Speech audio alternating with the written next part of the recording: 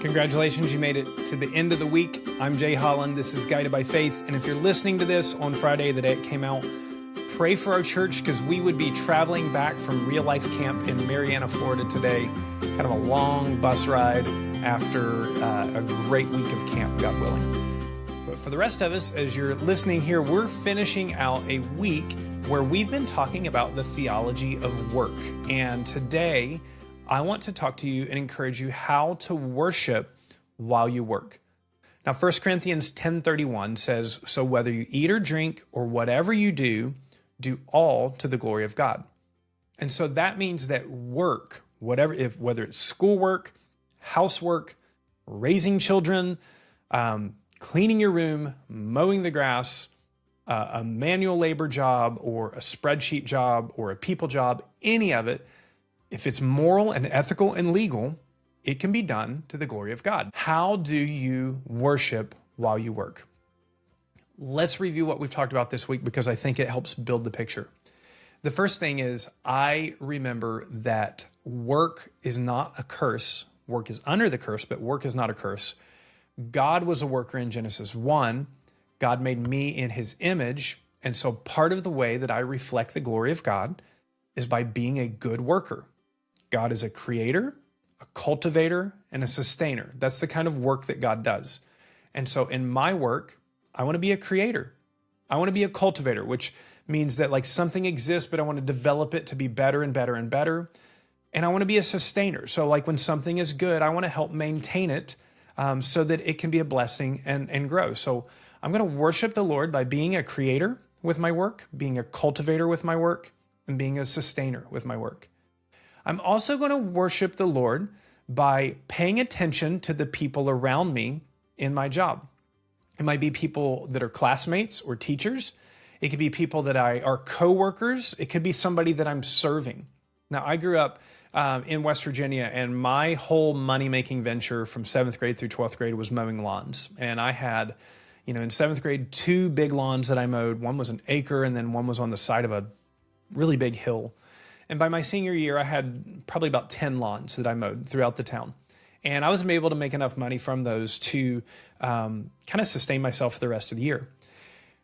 And it's not just a job where they give me money. It's something where I'm able to provide value to them. And so I took real pride in a good kind of pride in the way that I mowed lawns. I wanted the yard to look beautiful. Now, at the time, it was more just because I loved the quality of work. But now I realize, because that's how God made us, right? We should delight in doing good work. So I want to worship the Lord by the quality of work that I do, and then also my interactions with people during the work. Now, sometimes in work, you're going to have people who are just nasty, people who dislike you. They could be coworkers, they could be customers, could be teachers. And so I want to give you kind of a secret. How do you handle mean people at work? Well, I had a situation where I was working with somebody who, I don't know why, but they really disliked me. Maybe I do know why. I can't talk about it. I kind of felt these feelings of anger and wanting to get vengeance on them. But the Lord convicted me. And so instead what I did is every time I walked by them, I kind of said a silent prayer for them. Not a like, God, make their heart right, but Lord, bless them. Lord, help their life. Help them to do work. Help them to see Jesus. And I did this for a couple weeks, and I would pass this person time after time after time.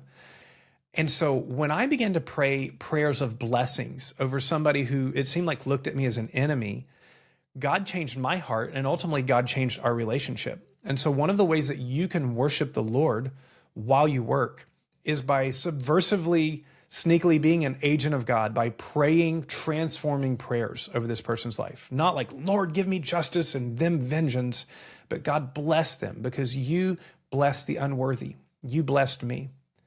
And then another way that you can worship the Lord while you work is by sharing Jesus when you get an opportunity. You're in an environment where you're a missionary. Whatever you do, you're a missionary, whether it's at home, whether it's at school, whether it's in your job. And you need to be ready in season and out of season to give an account for your hope. And then let me give you one other way that you can worship the Lord while working. It's by resting. It's by not letting your work become an idol, not letting your identity come from the work or job you do. It's silly. We ask people, what do you want to be when you grow up? Well, I want to be a disciple of Jesus that reflects his goodness. And I might be a plumber, or I might be an electrician, or I might be an engineer, or I might be a pastor. But those are not ultimately who I am. I'm a child of God. And so work is not my identity. It's just an aspect of my identity. And that means that I can take rest from work. I can't work nonstop. God set a rhythm of Sabbath. And so by actually engaging in rest and in Sabbath, it helps you to worship while you work.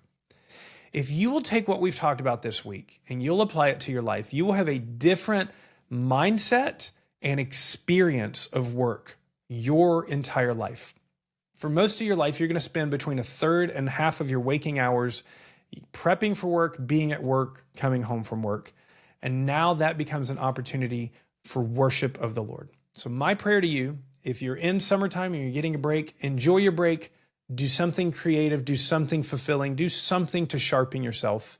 If you're in the midst of work, worship while you work, and then worship by resting. Repeat the rest of your life.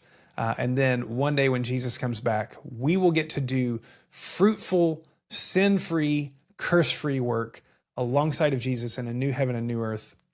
And that's going to be pretty incredible. So let's reflect that as much as we can right now and thank God that we actually have work to do instead of cursing and being upset and bitter because we have work to do. God's a worker. I'm a worker. You're a worker. Let's reflect the glory of God in our work. Have an awesome weekend, and I will see you on Monday.